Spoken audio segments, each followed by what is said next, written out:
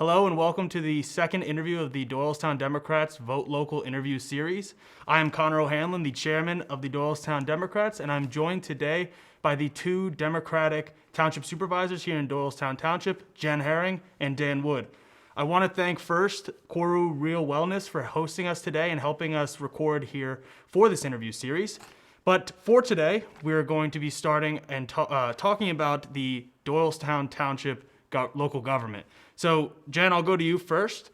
What are the three main functions of a township supervisor? Well, I think the three main functions are we enact ordinances, meaning we make the laws related to our township, and we also enforce those laws. We tend to our community's needs. So when we're talking about parks and roads, so these are the things that we would have to oversee.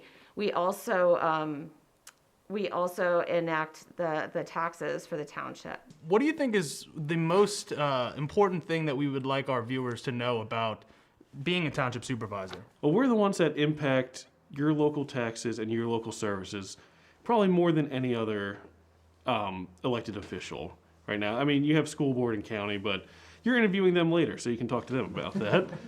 But on our end, we're setting the tax rates for you. We're maintaining your roads. We're maintaining your parks. And I guess this kind of piggybacks into it, but Jen, if you want to take this, obviously you talk about your staff. What is the makeup of the township government? And really, I guess you could start with, what is the makeup of the supervisor board? How many are there? You know, what's the breakup? Right. So Doylestown Township, because of its size, we have 5 supervisors. Townships can be 3 or 5, depending on the size of the municipality. We currently have, politically, our Board of Supervisors is made up of 3 Republicans and 2 Democrats. We're elected every other year. 2 seats are usually up for election, except for 1 year. One of those years, only 1 seat's up.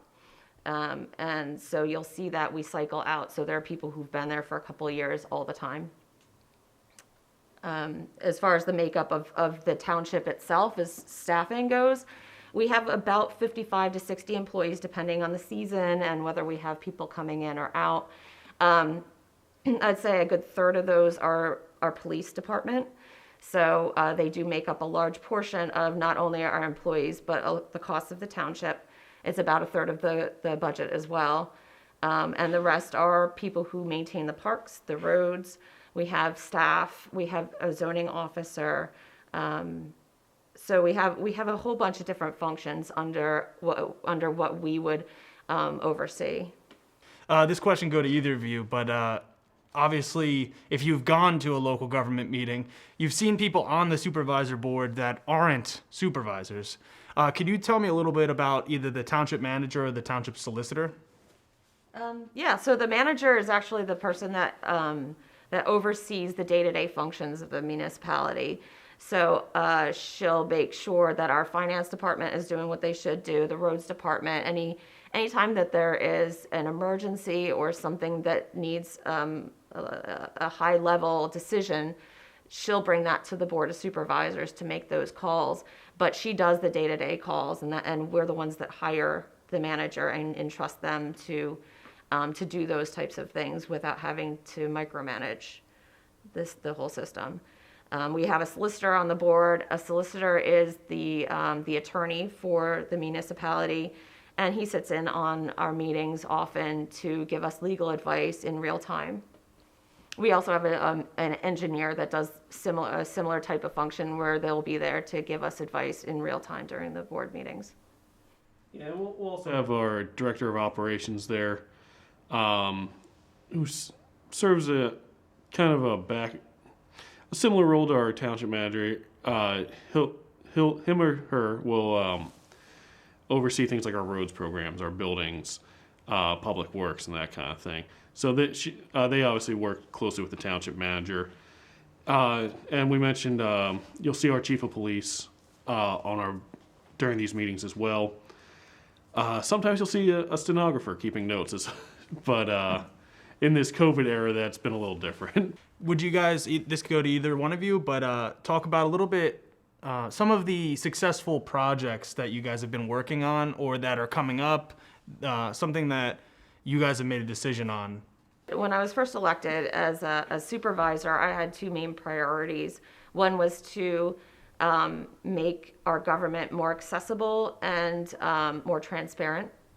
And the other was to make sure that the environment was a consideration in all major choices.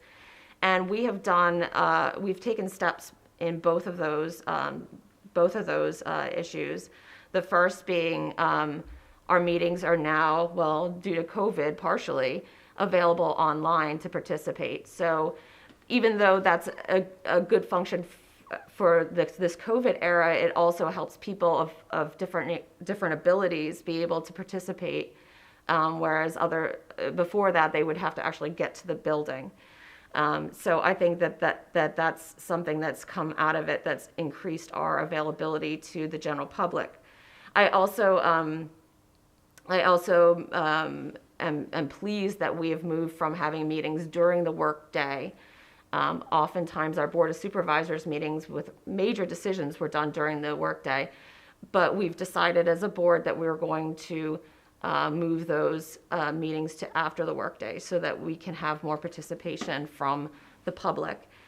So I'm grateful for those things. And environmental issues, we are moving forward with the Sierra Club. We've backed the Sierra Club's Ready for 100 initiative as a township, which means that we are looking to be 100% electric renewable by 2035 and other renewable energy by 2050. So we're taking steps right now to help the environment, and we sure have a lot more to go, but I think that we've made some clear steps that's the direction that we want our township to go.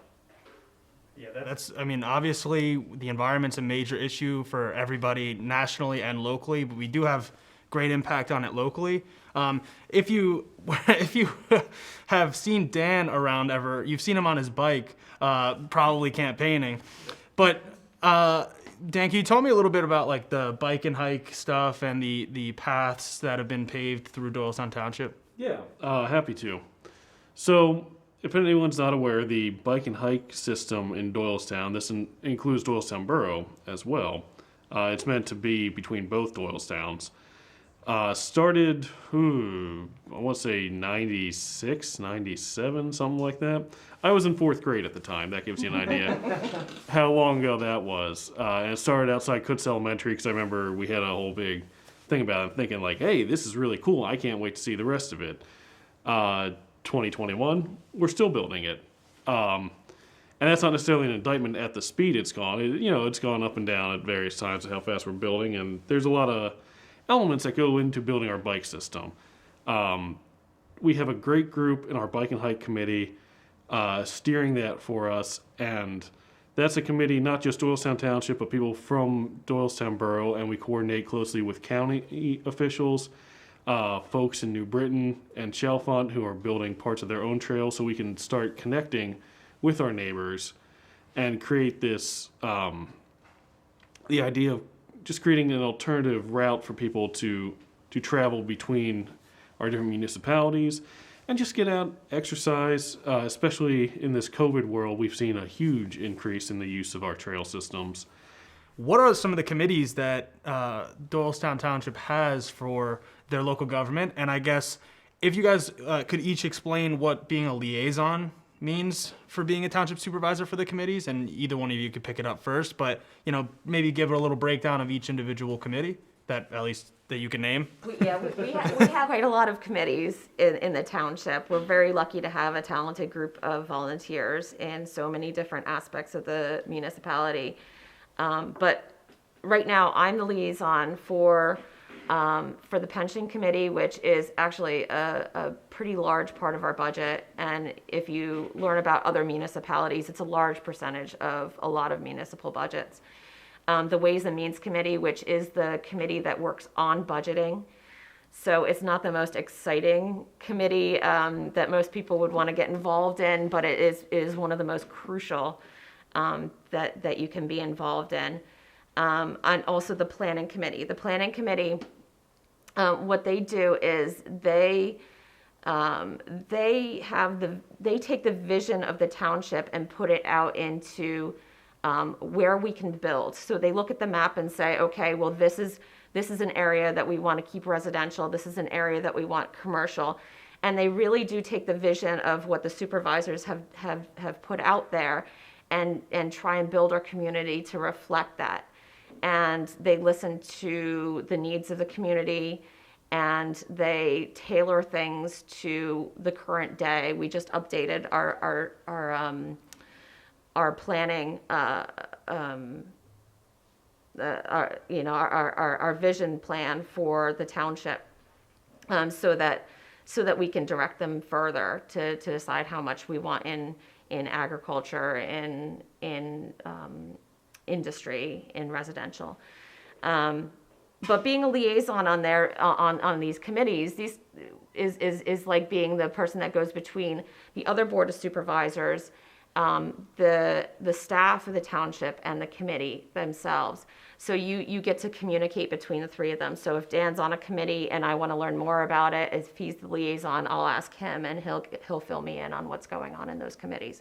But I think we have 17 committees, so there are a lot.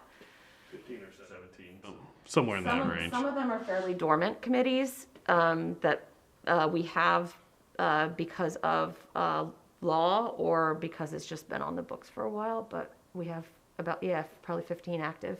From my end, the committees I'm a part of, and kind of playing what Jen was saying, like we have some of these that are inactive. I'm on our agricultural advisory board, which we have. Unfortunately, it's not very active. But one of the other committees I'm on is our roads and bridges committee, which is not a traditional committee like the rest of ours. It's me and our director of operations and our public works person to discuss what are our plans for our roads going forward and adjusting that. And we just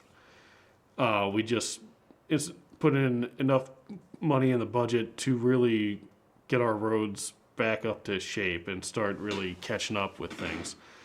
The traditional committees I'm on, our environmental advisory committee, which Jen served on previously. Obviously, it's dealing with our environment here in Doylestown. They were big in pushing for the Ready for 100 initiative. And they have so many things for us to work on. They're a very ambitious committee, all for aiming to make our environment better. And then the other one I serve as liaison for is our Public Water and Sewer Advisory Board. In addition to those committees, some of the other ones we have that Jen and I aren't personally on, but also help. We have our Bike and Hike Committee. We have our Friends of Kids Castle Committee, our Parks and Rec Board. I know I'm missing a bunch here. We have our DTMA, which is Doylestown Municipal Authority, which if you get your water in Doylestown, they're the ones handling that. We're a partner on their board. Obviously, like you were talking about, Dan, sewers and some of that stuff is not necessarily the most appealing things to talk about, but you do have to set a budget and you do have to prioritize things. So can you guys tell me a little bit about the Doylestown Township budget, how you prioritize what you need to spend money on and when? Well, it's actually a pretty complicated process that we go through. We have several budget meetings as supervisors where we make decisions on not only what we want to spend money on, but sometimes we're required to spend money on by the state. So we have to prioritize things as far as what's required, what we really need to do, such as if there's a stretch of road that is particularly bad, and the types of things that we want to do. Like there are projects that certainly we think would benefit the community that aren't necessary, but we know that it would bring either value to our community in one way or another. So that's how we prioritize it. Now, every want that we have comes at a cost. And so to me, it's incredibly important, especially now with the economy having some issues, is to keep those costs at a minimum. So some of those projects that we want, they're going to get pushed out into the future or may not ever come to fruition. But I think that's the trick, and that's why we have so many meetings and we have so many professionals that work on this project for us each year. I guess this goes straight from the budget into a little bit of like a personal question, but I think it's a vital question to ask is how much time do you guys put into this and how much are you paid for the time that you put in? Ballpark, maybe 5 hours a week on average. But, we have our meetings that we're required to go to. We have our 2 supervisor meetings a month and our liaison meetings. But then it's also, that's the bare minimum of what should be expected for a supervisor to do. On top of that, it's what you want to put in outside of that.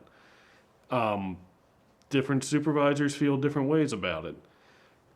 I personally I want to, as a liaison, we're supposed to stay back and let the boards kind of handle their business, and we provide insight from the board of supervisors' perspective. But there are times when we want to do extra research and hey, you guys are interested in this. Here's what I found out. Can we have a discussion about this kind of thing, and kind of drive where we want to, the EAC, our Environmental Advisory Committee, is a great example. Jen and I have discussed at different times about doing a recycling program for yard signs after elections. So that's something Jen did the bulk of the legwork, and then we talked with EAC about. So it does become how much time do you want to put in? In Doylestown Township, we have an option of, I believe it's about $4,000 a year salary that we can take, or there are healthcare options, and that's up to you to decide what you want to take. So let's emphasize that you said $4,000 a year, not $4,000 a month, $4,000 a year for the amount of time that you guys are putting into the local government and making the township function. So we're all Democrats here, sitting here, but the Township Supervisor Board is made up of a majority of Republicans right now. So can you shed a little light on what it would mean to have a majority Democratic Township Supervisor Board? And, in the future, hopefully we can achieve that. So the difference between, it's funny, you hear a lot, what's the difference between a Democrat and a Republican when it comes to paving roads? And while that is true to some degree, there's also a difference in our value system and our kind of point of view. I think that our priorities are slightly different, and it can mean a lot. I would talked earlier about the environment and how that was one of my main focuses. Now, the prior board of supervisors before I got on board may have said, okay, let's do this project. The community wants it, and just not thought to put it in an environmental perspective. So I think the change in perspective is important, and I think having a value system that aligns with you is important. So if you're a Democrat and you have the values that are common in Democrats, I think it's important to know that those types of values would be seen in the building that we do, in preserving land is one of the main differences that I see. Is developing land is less of a priority, I believe, to more Democrats than preserving the environment. So there's a difference in the balance. So it isn't just about paving roads and how it gets done. There's definitely a perspective part of it that is very important. There's other things too that I think the environment's a really big one, and the value on that. This summer, with the Black Lives Matter protests and that kind of thing, we had very real discussions about the need for racism and sensitivity training, not just among our staff, but among our supervisors, and obviously with our police. And we had productive conversations with our chief of police about how to address that and how Doylestown's doing in that. And those are values that we have more of a focus on, and we want to make sure we are doing right by all of our citizens, regardless of race, nationality, gender identity. Which leads me to another good point that Jen's been fighting for, and I've joined her on, is looking to pass things like LGBTQ anti-discrimination ordinances, which is not universal in Pennsylvania. And the desire to do that in Doylestown, if we had a majority board, that's something we could get done. And there's just certain things that, even if they're not like national priorities, on a local level, Jen and I really wanted to push for meetings that were at times all people could attend. And that's not necessarily a Republican or Democrat issue. In our case, it happened to break down on those lines. But there's also other little subtle things, like when we're discussing budget and health care for our employees and how much we're willing to provide for our employees on that. There are some ideological divides on what is appropriate to take care of our employees. So that's stuff that factors into it from a Democratic, and it is a partisan thing at times, like, because you do care. If you care about health care for people, then you want to make sure your employees are at least getting the health care. Obviously, we can't do Medicare for all of Doylestown, but we can at least make sure the people who work for us, and really, especially like our public works crews and all that they have what they need as far as benefits go for us. Yeah, I think it's very illustrative to see how impactful local government is through talking to both you guys here today and with the borough as well, just to see how municipal government can really impact people's lives. But I want to ask you guys a personal question, I guess, and say, what made you decide to run? Like, why do you care to run for a township supervisor? Why is it that position that you wanted to run for? So before I was a township supervisor, I did a lot of work with nonprofit organizations, and I really felt like giving back to the community was important to me. I'm an accountant. I preferred clients that were nonprofit and government because I did feel like it gave me some sort of a purpose besides just doing tax returns. So it was always kind of a passion of mine to do that. And to be honest, I didn't think about township supervisor as something that I wanted to achieve necessarily. I had somebody approach me and ask me. And at that point, it perfectly aligned with the fact that I wanted to give back to the community, and I could give back to the community. I had the time and the availability to do it. And so that ended up being a perfect kind of perfect position for me to be able to make some changes.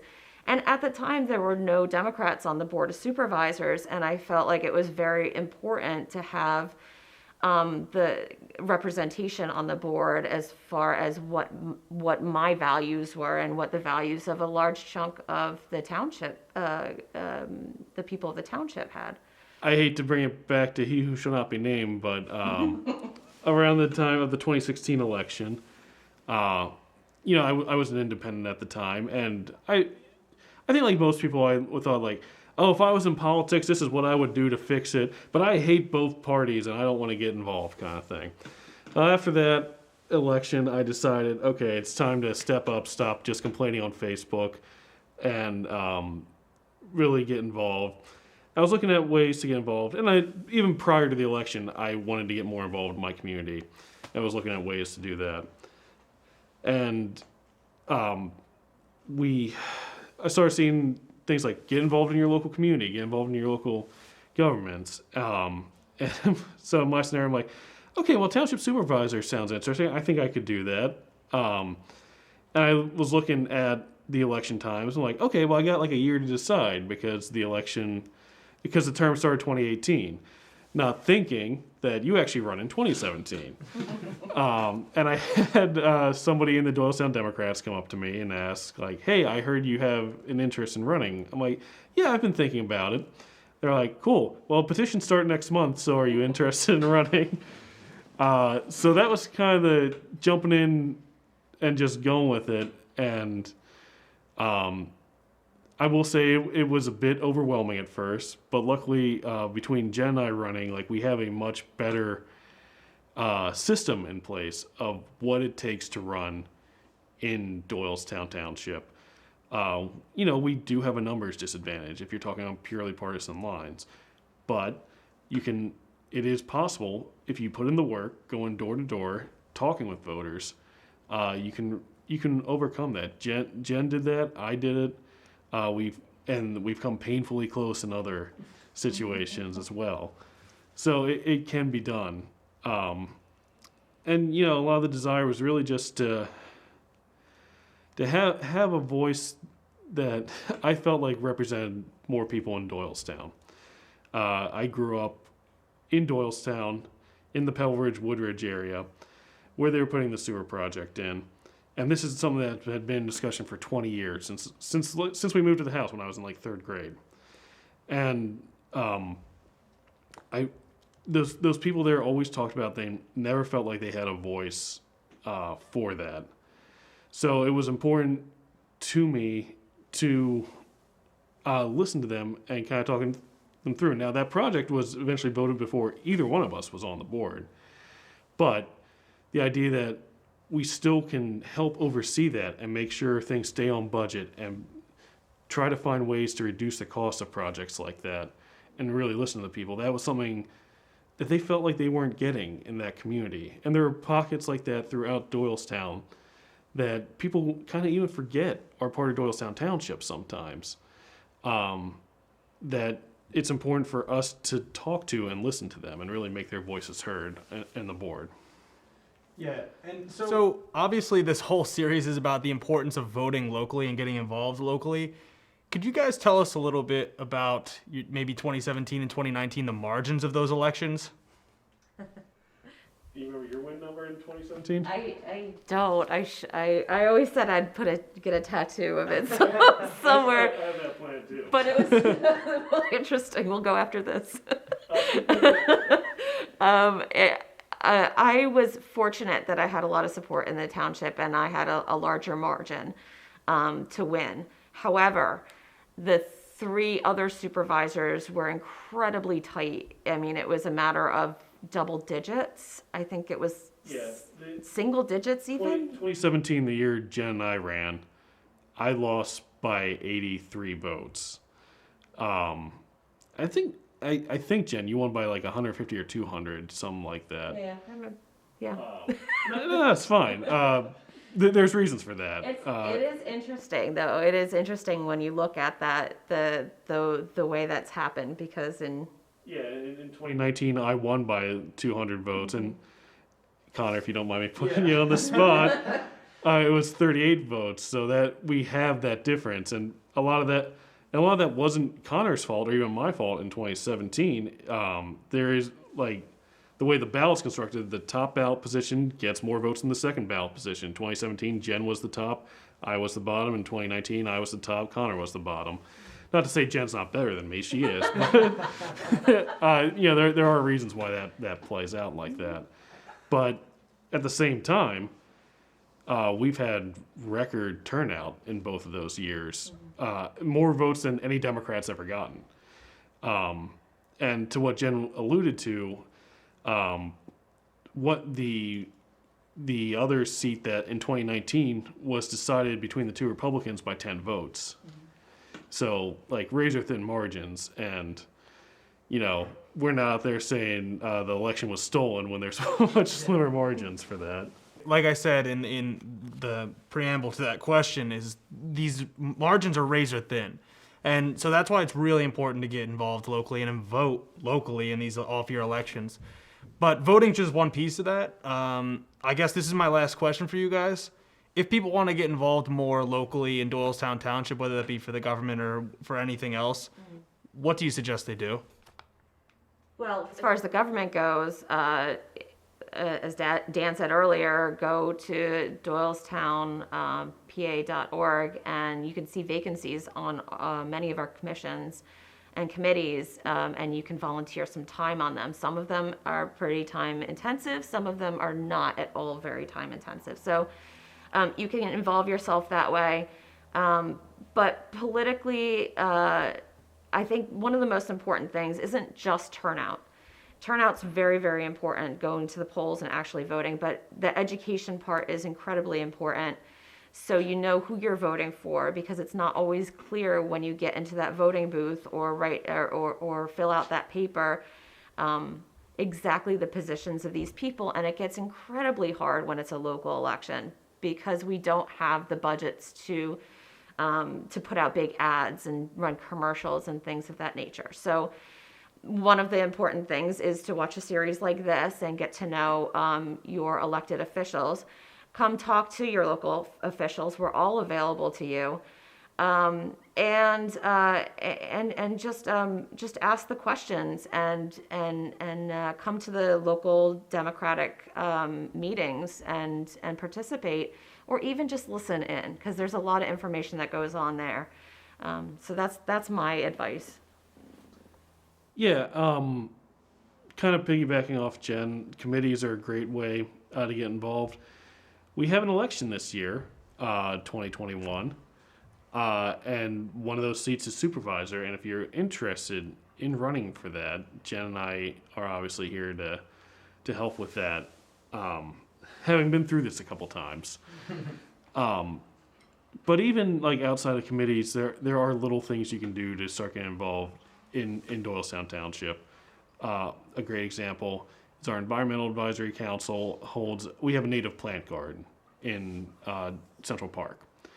And starting in March, once it starts to warm up, we ask for volunteers to come out and help with that. And that's just a little thing you can do to come help out our community. We do things like that for Kids Castle, for Central Park, and little things like that really do make a difference. It can't be overstated enough how important volunteers are to what we do in Doylestown Township. I know as supervisors and elected officials, we like to get a big head on our shoulders and be like, oh, this is my town, I'm running it. But we would not be able to do it without the help of dedicated individuals that volunteer their time on things like our budget committee or our pension committee and help us to understand the nuances of what goes into this stuff to give us the information we need to make the best decisions for the township. Well, thank you guys both for joining me. I want to thank you guys for watching. If you guys are interested in our other Vote Local interview series interviews, you can check them out here on YouTube, or you can join us for our live events through Zoom by checking out the website in the description box below, doylestown.democrats.com. You can sign up for our live events there, and you can join us for the live events. If you are enjoying these series, please feel free to give us a donation, as these are very intensive when we try to spend money and hire people and put in a lot of production value into bringing these people together and getting this information to you. So we really appreciate that if you possibly could. So one more time, I'd like to thank Jen Herring and Dan Wood, our Democratic Township Supervisors, for joining us. And I would like to thank Koru Real Wellness for hosting us today. Thank you again.